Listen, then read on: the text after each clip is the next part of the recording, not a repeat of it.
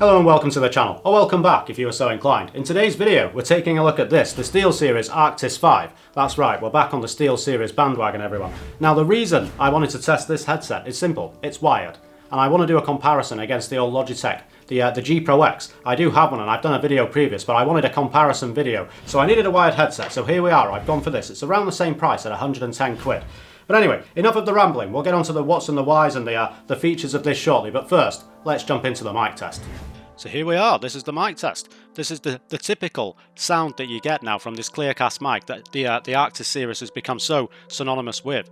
Now the audio itself coming out of the mic is quite crisp and clear. Now it does lose a lot of that low end, even though they do say the spec is between, it is 100 to 10,000 Hertz, so it does lose that low end underneath the 100 Hertz mark, which to be honest, is barely audible anyway. That's more of a feeling sensation you get from down there. However, this is still all the way up to 10,000 Hertz, which most other mics go to around 6,500, so it does capture the more precise notes, but it does sometimes have an issue with sounding nasally. I do find that in a lot of the microphones that you get with headsets. Now this does have the advantage of being wired in, and you may look at this and wonder what this little bit of kit is. This does come with the headset. Now I am going to get onto that in a bit more detail later in the video when we do the audio test, but I do like it. Now again, the mic it's kind of samey to the Arctis 7 and to the Arctis 1 for that matter, just clear and crisp, good audio.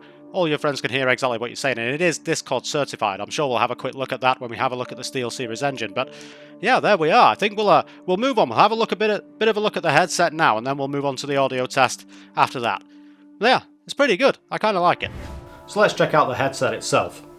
As you can see, it's the suspension sort of ski goggle design that the Arctis 7 employs, and the Razer Nari also. I did a video of that last week. But it doesn't have the same aluminium sheet across the top, and the band itself doesn't wrap all the way around. And if you do want to change the size on this, by the way, you can't do it just by pulling this down. You do in fact use this. It's Velcro on the strap itself, and you just adjust this band to fit your own head. Now I must say, it is remarkably comfortable. Remarkably comfortable. The band itself seems to spread the load of this entire thing across your entire skull, which prevents any sort of point loading, which some headsets are guilty of doing, and they do get rather uncomfortable. But anyway, the rest of the design is exactly like the Arctis series. You can see here it's just that minimalist look, and it is quite plasticky, but the plastic feels solid, and I've said this about previous Arctis headsets that I've reviewed. Now the mic, unlike the Arctis 1, but like the rest of the range, is this recessed mic, which I am very much a fan of. I do very much appreciate it. The detachable ones always have the chance of going missing, so I do appreciate that. Now, on the ear cups themselves, you have the standard connector, which we'll come on to shortly, which is all of this, and a 3.5mm jack. You also have this, the volume wheel here. Now it isn't an infinity wheel, it does have a top and a bottom end. And then you've got your mute button just here, just like on the Arctis 7, which starts recessed, but when you are in fact on mute, it does pop out. And when you do mute, by the way, you do get the red LED on the end of the microphone as well, just to give you a reminder if you're speaking to no one, because no one can hear you. But that's the headset itself, and I'm sure you're asking, but where? Where on earth is the Chat2Game mixer? Well, we'll get onto that now while we do the audio test, and that's part of this cable setup here, which remarkably, there's the same amount of cables for this headset as the Arctis 7, which is supposed to be wireless. Anyway, let's move on, and we'll take a look at what all this stuff does. So just before we get into the SteelSeries engine, I just wanted to go over this epic little piece of kit that comes with the Arctis 5.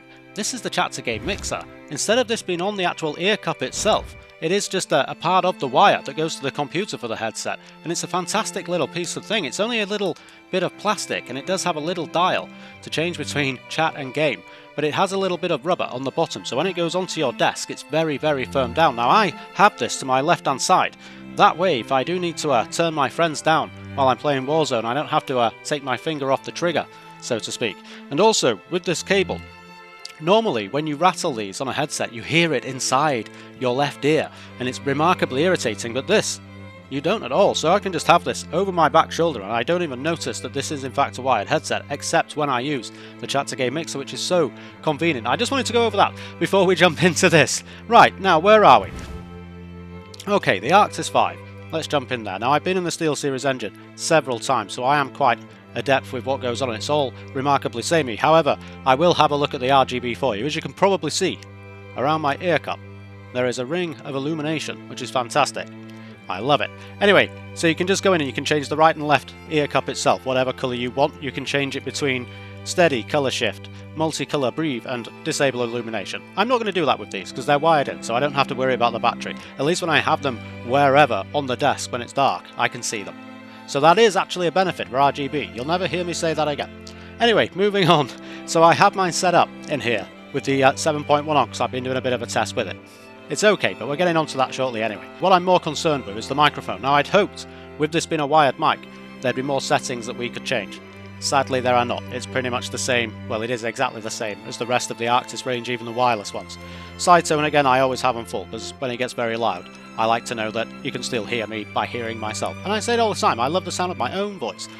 And then we've got noise reduction. I do have this set to medium, because that was the preset for the headset itself. I hadn't changed the settings in any way, so I've just kind of left it at that. I don't want to muck around with it, but mic volume, as always, I have it turned slightly down. Now you can use this live mic preview. I'm not going to do it because it confuses me so much. Basically you talk and 2 seconds later it starts talking, but if you continue it still starts after 2 seconds, and it's remarkably good fun at first but very confusing. But anyway, you can test this to make sure that you sound okay.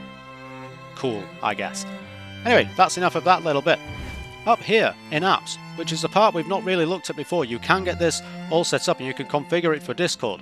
So when they say Discord certified, this is it. You can just go in and turn it on. Job done for Discord chat, which is great. I just wanted to go over that little bit for you and show you. But anyway, we're going to move on now to the audio test itself. So here we are on the standard audio test. The Assetto Corsa at Silverstone in the Ferrari 458 once again. This is used as an example because it should give me audio from all around with all the cars everywhere. Already at this point I can tell you the 7.1 isn't all that. It just makes the audio sound richer, but I'll go quiet anyway so you can listen for yourself. Give it all you got. Car on the left, clear on the left. Car on the left, clear on the left.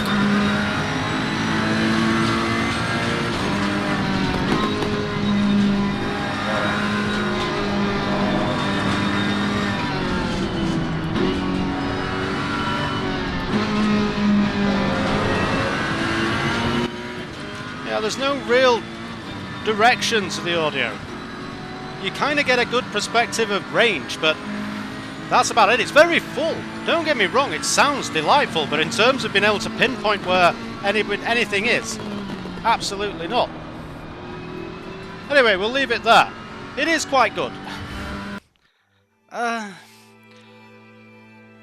I'd rather they just didn't do 7.1 if it's not going to work, but the audio is very rich. I'll give it that, it is very rich, and these are kind of comfortable drivers, but when the volume gets too loud, all you can hear is a rumble. The bass just all sort of merges together, so once you go past volume 50, well, thank you very much for watching, everyone. If you did like this video, don't forget to give a thumbs up, and why not subscribe if you want to see more content like this. And there will be a face-off between this, the Arctis 5, and the Logitech G Pro X, the old wired one, because I'm curious which will be the £100 king. Anyway, I'll also be testing the 3080. The moment I can get my hands on one, with my own money, I will be testing it right here on Applicable Tech and getting those videos up as quick as I can. So if you do want to see that, don't forget to hit the notification bell. Anyway, have a nice evening, everyone. Goodbye.